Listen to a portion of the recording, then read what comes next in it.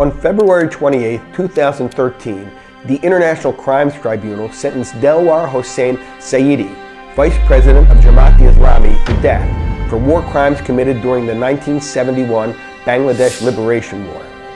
This led to large-scale and nationwide violence against Hindus led by activists of the Jamaat-e-Islami and its student wing, Islami Chhatra Shibir, in which hundreds of Hindus were killed, more than 50 temples demolished, and 1,500 Hindu homes destroyed.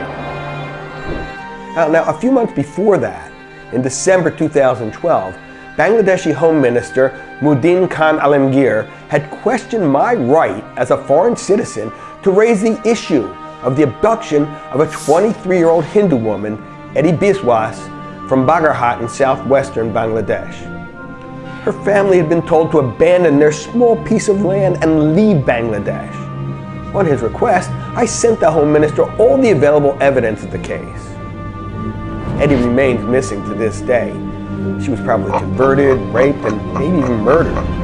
It's unlikely that we will ever know what really became of her. Pakistan's 1951 census, the first taken after the large population transfers that accompanied partition, found Hindus to be about a third of the East Pakistani population. When Pakistan became Bangladesh in 1971, they were just under a fifth. 30 years later, less than a tenth, and today an estimated 1 in 15. All of this despite increasing movement of Bangladeshi Muslims into West Bengal, India. Apologists for the Bangladeshi establishment often say that, Hindus leave Bangladesh for India so they can find better matches for their children.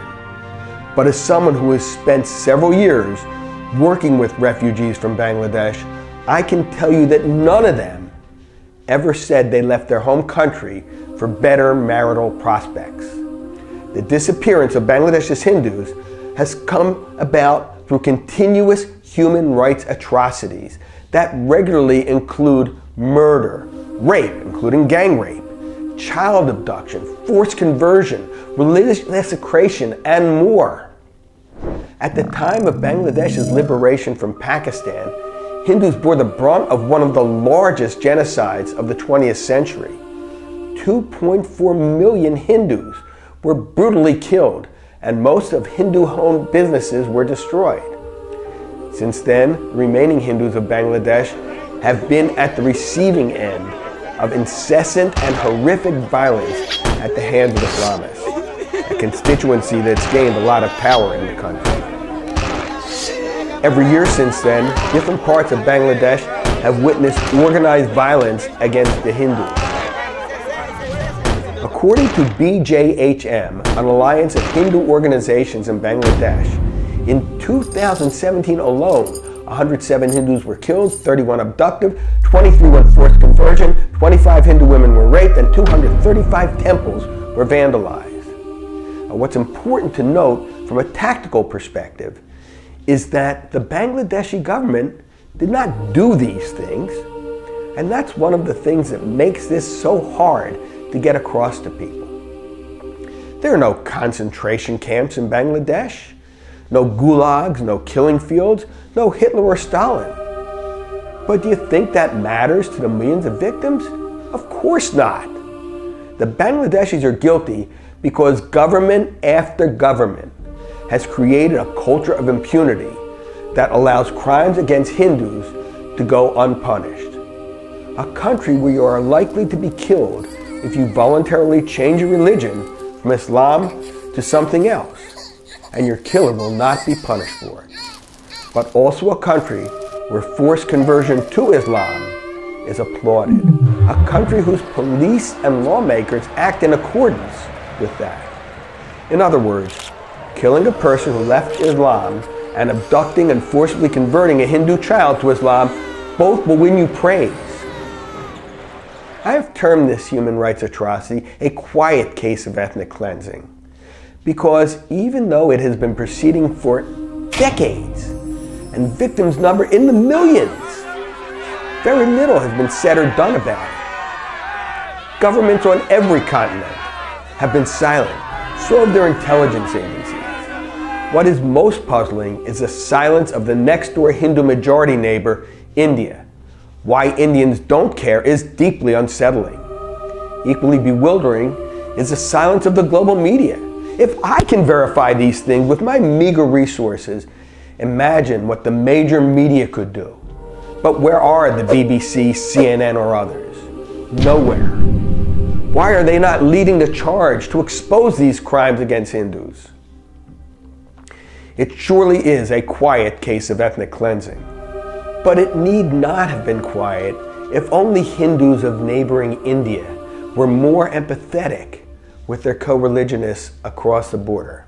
Now, I say Hindus and not Indians deliberately, because Muslims of India have always stood in solidarity with Muslims in other parts of the world, like Palestine or Myanmar.